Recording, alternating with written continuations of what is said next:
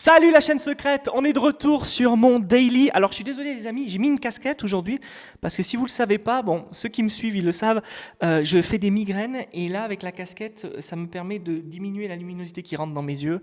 Donc c'est pour ça que j'ai cette belle casquette que j'ai achetée dans le Tennessee quand je suis allé aux États-Unis il y a 6 mois.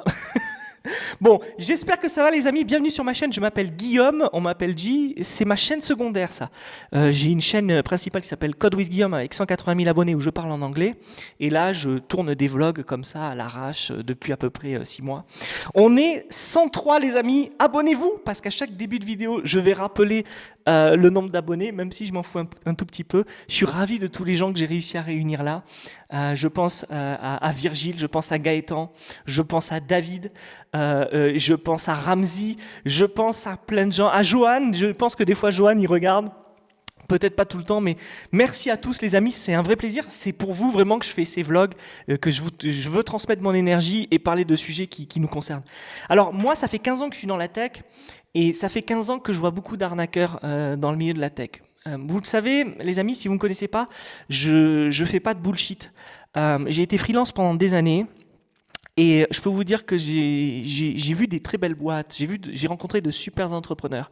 Mais malheureusement, dans le milieu du web, c'est très facile de faire croire qu'on a beaucoup d'argent, qu'on est multimillionnaire et que tout va bien.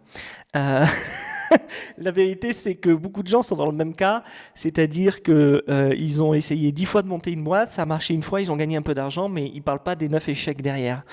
Et il y en a beaucoup en fait qui s'inventent des vies. Et en ce moment, on a un drame un petit peu dans la tech où les masques tombent, on voit que les gens sont des arnaqueurs et tout. Bon, des arnaqueurs, pas forcément totalement des arnaqueurs, mais beaucoup de gens qui arnaquent. C'est comme ça, dans le web, on peut faire croire que ce qu'on veut. Si vous regardez les vlogs précédents, vous allez voir, je vous parle d'apps qui font croire, qui peuvent générer des faux relevés de compte bancaire, qui peuvent générer des faux dashboards avec des faux graphes sur combien vous avez gagné, combien vous avez d'utilisateurs, et même des fausses notifications Stripe, des fausses notifications bancaires qui font croire aux gens, juste à travers un screen, que vous avez gagné 100 000 € ce mois-ci. Bref, si vous n'avez pas une alerte dans votre cerveau, c'est que vous êtes peut-être vous êtes peut-être naïf comme moi je l'ai été. La vérité, c'est que la majorité de ces screens et de ce que vous voyez sur Internet est entièrement faux. Alors, ça ne veut pas dire qu'on ne peut pas gagner de l'argent sur Internet. Moi-même, en tant que freelance et ayant monté 2-3 startups qui ont plus ou moins marché comme la majorité des startups et qui a réussi en fait à créer un réseau et à travailler en tant que CTO à plusieurs reprises dans plusieurs boîtes, j'ai gagné ma vie grâce à Internet. Et j'espère à l'avenir gagner encore plus ma vie. Mais je ne suis pas multimillionnaire, les amis. Je ne suis pas propriétaire d'une chaîne de restaurants énorme. Je ne suis pas propriétaire d'une boîte valorisée à 100 millions d'euros. Et tout va bien dans ma vie. Ça ne veut pas dire que c'est pas possible ce dont je viens de parler. Mais c'est extrêmement rare. C'est des profils extrêmement rares. Et beaucoup de gens s'inventent des vies pour attirer les gens vers eux comme des gourous et leur soutirer de l'argent à travers des formations, des masterminds, de ce que tu veux et tout ça, etc. Bon. Moi, j'ai créé Code with Guillaume pour apprendre aux gens à coder, pour leur transmettre tout ce que je sais faire. Pourquoi ? Parce que moi, je viens du sud-ouest de la France et que si j'avais pas eu Internet au début des années 2000, même avant le World Trade Center en fait, le premier ordinateur que j'ai eu c'était en 1996, jamais aujourd'hui je serais là les amis avec ce bureau, cet ordinateur, tout ça, etc., ce studio que j'ai fait construire, jamais de la vie. Donc, excusez-moi, je pense que c'est hyper important de partager le savoir, de partager les connaissances et de créer un réseau, de s'entourer de gens qui soient plus riches, moins riches que vous, plus successful, moins successful. C'est très très important et à travers cette chaîne YouTube gratuite, je transfère le savoir que j'ai eu. Alors je me suis beaucoup concentré, on va parler technique 2 secondes, mais je me suis beaucoup concentré sur la création d'applications front-end. Bientôt je vais revenir avec plus de back-end. Parce que je fais aussi du serveur et tout, mais bon, ça on s'en fout. Mais vous voyez ce que je veux dire et ça, c'est un phénomène sur Internet qui je pense, on n'arrivera jamais à éradiquer. Je pense que c'est quelque chose, mentir sur Internet, c'est quelque chose qui existera toujours. Alors, il y a quelques jours, quelqu'un que j'aime bien, qui s'appelle Kylian Khalifa, un petit jeune qui a créé une boîte qui s'appelle Tapit, avec qui j'ai discuté il n'y a pas longtemps. Il a racheté un de ses concurrents. Et de suite, les gens ont pensé qu'il avait racheté son plus gros concurrent, un concurrent à 1 milliard, qui est Linktree. Et justement, il a fait un tweet en disant « Mais vous pensez vraiment que j'ai pu racheter Linktree ?» Enfin bon, C'est assez marrant. Sur Internet, on peut faire croire ce qu'on veut et beaucoup de gens sont crédules, naïfs et tout. Faites attention, les amis. Faites attention aux arnaques sur Internet, d'accord? Et s'il vous plaît, vous-même, n'arnaquez pas sur Internet. Je ne sais pas comment le dire, mais on peut avoir le syndrome de l'imposteur. On en a parlé il y a quelques jours quand je parlais des recrutements que je faisais. Je fais des recrutements pour des entreprises.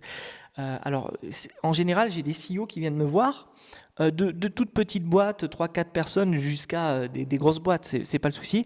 J'arrive à recruter en fait des équipes techniques et je les fais passer des entretiens et je dis, bon, ben, lui, il sera bon pour ça, lui, il sera bon pour ça, toi, tu as besoin de ça, il faut mieux telle personne et tout ça, etc. Et comme ces boîtes-là, elles n'ont pas nécessairement les ressources techniques, elles n'ont pas un gars comme moi pour faire l'évaluation, elles m'appellent.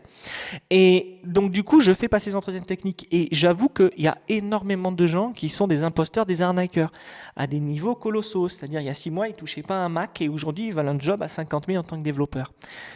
Si vous essayez d'arnaquer comme ça ne marchera jamais et vous allez voir, le karma va se retourner contre vous.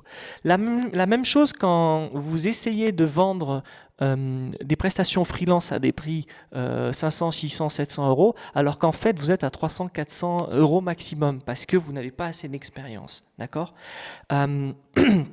Et encore une fois, je pense que votre expérience, comment vous la mesurez, il faut la mesurer avec beaucoup d'humilité, toujours. C'est ce que moi je fais. Je vous donne un exemple. Il n'y a pas longtemps, j'ai fait une mission et on m'a dit, mais franchement, tu l'as fait vraiment pas cher. J'ai dit, oui, je l'ai fait vraiment pas cher parce que j'estime qu'en fait, j'ai un niveau, j'aurais pu la faire extrêmement cher. Et avec certains clients qui font chier, je vous le dis tout de suite, ça c'est entre vous et moi, on est sur ma chaîne, je peux dire ce que je veux, mais je double les prix. Et ça marche toujours d'ailleurs. Mais j'estime que certaines prestations ne doivent pas dépasser un certain prix. Je vous donne un exemple. Si je fais un site web pour quelqu'un qui fait 2-3 pages, que ce soit un WordPress, que ce soit un site web statique en JavaScript ou peu importe, si je passe 2-3 jours à le faire, je peux le facturer 10 000 euros. Ça vous paraît fou, mais il y a des boîtes à Paris qui font ça. Elles facturent 10 000 euros parce qu'elles ont des frais à payer, tout ça, etc. C'est possible. Mais quand je tombe sur un petit entrepreneur qui me demande de lui faire son site web et que je vois qu'il n'a pas nécessairement un budget de 15, 20, 30 000 euros pour faire un site web de 3, 4, 5 pages, ce qui est totalement faisable. Vous pouvez totalement trouver des clients à qui vous vendez un site web 3 pages, 10 000 euros, c'est pas le problème. Et bien ce petit client-là, en question, lui, je lui fais à 3 000 euros. Je lui fais à 3 000 euros, tout simplement parce qu'il n'a pas le temps de le faire, il ne sait pas le faire, et même s'il le faisait, il aurait un résultat de merde. Tandis que moi, ça fait des années que je suis là-dedans, et je peux lui faire un site web comme ça à 2 900 euros. Alors certains disent, mais 2 900 euros, c'est hyper cher. Tous les gens qui pensent ça ne comprennent rien en business. Et si ils pensent réellement que quelqu'un qui a 15 ans d'expérience devrait vendre un site web 100 euros, vous ne comprenez absolument pas. Il ne faut absolument pas jouer ce jeu-là d'ailleurs. Jamais jouer alors c'est très contradictoire avec ce que je viens de dire. Quand vous n'avez pas d'expérience, il faut que vous trouviez l'expérience. Il ne faut pas que vous alliez chercher l'argent. Et c'est comme ça que vous arrivez avec le temps à un résultat. Mais le problème majeur, c'est que les gens ne sont pas patients et c'est comme ça que les gens se font avoir dans des arnaques. On leur fait croire, vous avez vu comment je suis revenu sur le sujet, on leur fait croire qu'ils peuvent gagner énormément d'argent très vite en investissant, en étant les premiers investisseurs dans tel deal. C'est toute l'histoire du monde, il n'y a pas besoin du web pour avoir ça. Et donc comme ils ne sont pas patients, ils perdent tout. Et c'est exactement la même chose qui se passe dans le recrutement et par extension dans les arnaques. Voilà les amis, c'était mon message du jour. Voilà, il y a énormément d'arnaqueurs, beaucoup de gens, et la leçon en fait, c'est ne vous comparez pas, arrêtez de vous comparer à ce que vous voyez sur Internet, arrêtez de vous dire, mais attendez, lui il fait ça, nanana et tout. Les gens sont des menteurs, les gens sont des voleurs. Énormément de gens sur... Alors je ne dis pas qu'il ne faut pas faire confiance, il y a énormément de gens avec qui vous pouvez faire confiance, mais... il faut savoir juger, et si vous n'êtes pas en capacité de juger, et moi j'estime, et ça je vous le dis, c'est ça entre nous, vous êtes en capacité de juger quand vous avez l'expérience. Si vous n'avez pas l'expérience, si vous avez fait 3, 4 ans, 5 ans ça fait 3, 4 ans, 5 ans que vous êtes dans le milieu du travail, les amis, vous n'avez pas l'expérience. Moi, j'ai 37 ans, ça fait 15 ans que je travaille, et j'estime que je commence à peine à pouvoir déceler les arnaqueurs ou déceler les arnaques, les deals qui vont pas, les problèmes, les fouteurs de merde, les gens qui... Je commence un petit peu à avoir mon radar aiguisé. J'imagine pas ce que ça va être quand je vais avoir 50 ans. Je pense que ça va être encore pire. Donc, si ça fait 3, 4, 5 ans que vous êtes dans ce milieu-là, vous n'avez pas la capacité déjà d'évaluer les autres, d'évaluer si c'est des arnaqueurs. Alors après, attention, il faut que je mette une parenthèse à ça parce que ça, là, je fais une généralité pour 80% des gens. Mais il y a des gens qui ont vécu dans des milieux d'arnaqueurs. Donc quand ils arrivent à l'âge de 18, 19, 20 ans, ils savent déceler les arnaqueurs. Ils ont le radar de l'arnaque. D'accord? Si vous n'avez pas vécu ça, c'est-à-dire si vous n'avez pas été dans un milieu où vous étiez avec des gens qui étaient je vais peut-être pas dire les mots, mais des gens qui faisaient du business side depuis l'âge de 12, 13 ans et tout ça, etc. Et que vous n'avez pas été dans ces jeux d'argent et ces jeux de pouvoir et ces jeux de violence, vous connaissez pas ça. Moi, c'est pas mon cas. Moi, j'ai appris avec le temps, quand un client me paie pas, ce qu'il fallait faire. J'ai appris avec le temps comment déceler les clients sérieux, pas sérieux. Il faut absolument chasser l'expérience pour essayer de ne pas se faire arnaquer. Voilà les amis. Bon, merci à tous d'avoir écouté ce daily. Je vous dis à demain.